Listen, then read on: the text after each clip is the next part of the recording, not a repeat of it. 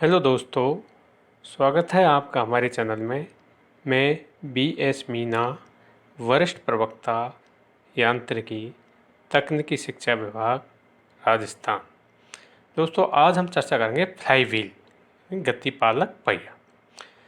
तो गतिपालक पहिया क्या होता है? ये एक्चुअल में क्या है कि जो फ्लाई व्हील है ये एनर्जी स्टोर करने की एक डिवाइस है।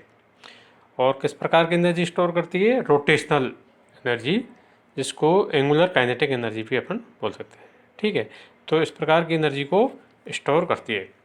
तो ये एक्चुअल में क्या है कि आईसी इंजन्स और जो स्टीम इंजन्स में जो 2 स्ट्रोक 4 स्ट्रोक इंजन्स होते हैं उनमें ऊर्जा समान रूप से उत्पादित नहीं होती है, जबकि ऊर्जा की जो खपत है वो जो समान रूप से होती है। अतः जो इंजन होता है उसको सुचारू रूप से अतः इंजन को सुचारू रूप से कार्य करने के लिए ऐसी युक्ति की आवश्यकता होती है जो ऊर्जा के उत्पादन और खपत दोनों के मध्य में एक तरह से ब्रिज का कार्य कर सके। तो उसी के लिए जो ये फ्लाई व्हील है इसका प्रयोग किया जाता है, अर्थात ऊर्जा के उत्पादन और ऊर्जा की खपत की अवस्थाओं के मध्य संतुलन रखने के लिए फ्लाई व्हील का प्रयोग करते हैं।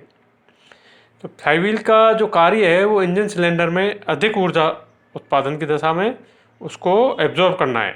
जब इंजन में जो सिलेंडर में जब ऊर्जा ज़्यादा उत्पादन हो रहा है तब उस टाइम उसको शोषित करना है, और जब कम ऊर्जा उत्पादन के समय जब इंजन ऊर्जा का उत्पादन कम हो रहा हो तो पूर्व जो शोषित ऊर्जा है उसको पिस्टन को देना है, जिससे कि इंजन समान गति से क्रियाशील रह सके। तो ये कार्य है फ्लाई व्हील्स का। ठीक है ना। जो फ्लाई व्हील से जो है ये जनरली इंजन्स वो होती है तो कास्ट आयरन्स की बनी होती है, कई उनमें एल्यूमिनियम अलॉय की होती है। इसको जैसे टॉयज़ वगैरह में भी यूज करते हैं तो लीड की होती है, वो लीड की बनी होती है। ठीक है, तो इस प्रकार ये मतलब जनरली कास्ट आयरन की बनी होती है, जिसको अपन स्टीम इंजन वगैरह जो है आईसी इंजन्स इसमें यूज करते हैं। तो फ्लाई व्हील दो तरह की होती है, एक तो डिस्क टाइप और दूसरी रिम टाइप। तो ये जो डिस्क टाइप है जिसको चकती आकार बोलते हैं, ठीक है, इसमें जैसे आप डायग्राम में देख रहे हो तो इसमें ये शाफ्ट के लिए होल है।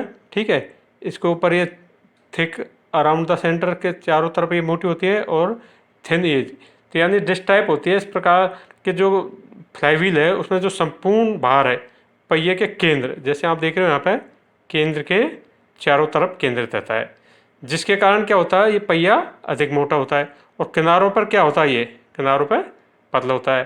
तो इससे जो पहिए का अर्धव्यास है और जो रिम के अर्धव्यास से कम होता है। मतलब डिस्क टाइप की जो फ्लाई व्हील है इसका जो इसको रेडियस ऑफ जायरेशन बोलते हैं, जिसके यहाँ शो हो रहा है, तो इसका ये कम होता है। इसलिए जो ये डिस्क टाइप की है ये कम ऊर्जा का जो फ्लक्चुएशंस होता है, फ्लक्चुएशंस ऑफ एनर्जी है, कम फ्लक्चुएशंस ऑफ एनर्जी को कंट्रोल करती है। ठीक है, दूसरी प्रकार की जो है जो फ्लाई व्हील है वो है रिम टाइप की, जैसे यहाँ पे डायग्राम में देख रहे हो। ठीक है, ये इसकी ये इसमें इस शाफ्ट के लिए होल बना हुआ है, ये इसकी आर्म्स हैं। ठीक है, और ये रिम है, चार तरफ इस तरह, ये बोस है और ये रेडियस ऑफ जायरेशन। ठीक है, तो इस प्रकार की जो फ्लाई व्हील होती है इसमें जो संपूर्ण पहिए का जो भार है वो रिम पर यहाँ पर लगा हुआ होता है, रिम पर। ठीक है ना, डिस्क टाइप में क्या होता है सेंटर पर रहता था, तो संपूर्ण इस पर रिम पर लगा होता है। तो रिम के आकार का जो फ्लाई व्हील है उसका लाभ ये है कि डिस्क टाइप के जो फ्लाई व्हील है उसकी तुलना में इसका जो रेडियस ऑफ रोटेशन है ये ज़्यादा होती है, रेडियस ऑफ रोटेशन इसमें कम थी। ठीक है, तो उसके कारण क्या है ये फ्लक्चुएशंस ऑफ एनर्जी, अधिक फ्लक्चुएशंस ऑफ एनर्जी को कंट्रोल कर सकता है। ठीक है, और इनकी जो रिम की जो है ये भुजा जो काट्स हैं, ये आर्म्स हैं, ये मतलब रेक्टेंगुलर टाइप हो सकती है, सर्कुलर हो सकती है और इलिप्टिकल टाइप की हो सकती है।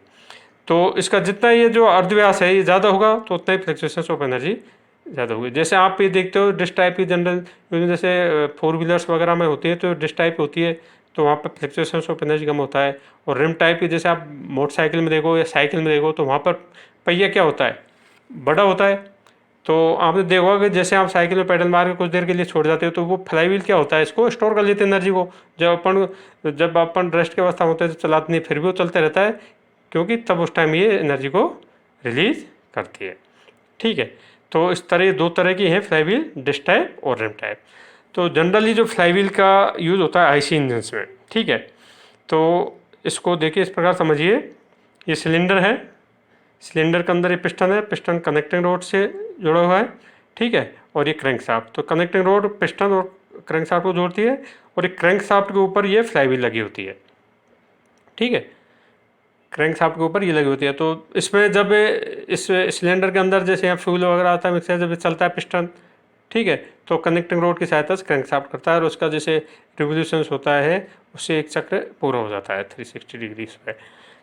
तो इसमें क्या होता है, जैसे आपने देखा होगा पिछले लेक्चर में बताया था आपको, जो ऐसे जो 4 स्ट्रोक इंजन हैं उनमें 4 स्ट्रोक होते हैं। कौन कौन से?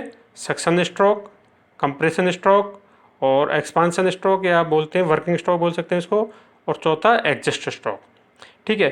तो वहाँ पर अपन ने जो है टर्निंग मोमेंट डायग्राम बनाया, ठीक है। टर्निंग मोमेंट डायग्राम में आपने देखा होगा कि जो है जो वर्किंग स्ट्रोक है जिसको एक्सपांसन स्ट्रोक बोलते हैं, उसमें ही मैक्सिमम वर्क होता है, सबसे ज़्यादा एनर्जी उस टाइम में प्रोडक्शन होता है। जैसे ये पिस्टन चलता है यहाँ पर, तो सक्शन स्ट्रोक में तो जो फ्यूल को सक करता है, ठीक है, तो इससे एनर्जी प्राप्त नहीं होती। कंप्रेशन में कंप्रेस करता है ये पिस्टन ऊपर की तरफ जाके। पर एक्सपांसन स्ट्रोक में जब हाई टेम्परेचर प्रेशर पर जो गैसें बर्न होते हैं, यानी कंबशन उनका दहन होता है, तो अपन को एनर्जी ज़्यादा मिलती है। तो उसमें जो ग्राफ में आपने देखा होगा ऊपर काफ़ी ऊंचाई पर जो टी मैक्सिमम है टर्निंग मोमेंट डायग्राम बना था, तो उस टाइम में जो टी मीन होता है, ठीक है, तो उसके ऊपर नीचे से इसकी वो कैलकुलेशन करते हैं कि टी मीन के ऊपर जो अपन को अधिक मात्रा में ऊर्जा प्राप्त होती है, और उससे नीचे होता है टी मीन के कम मात्रा प्राप्त होती है।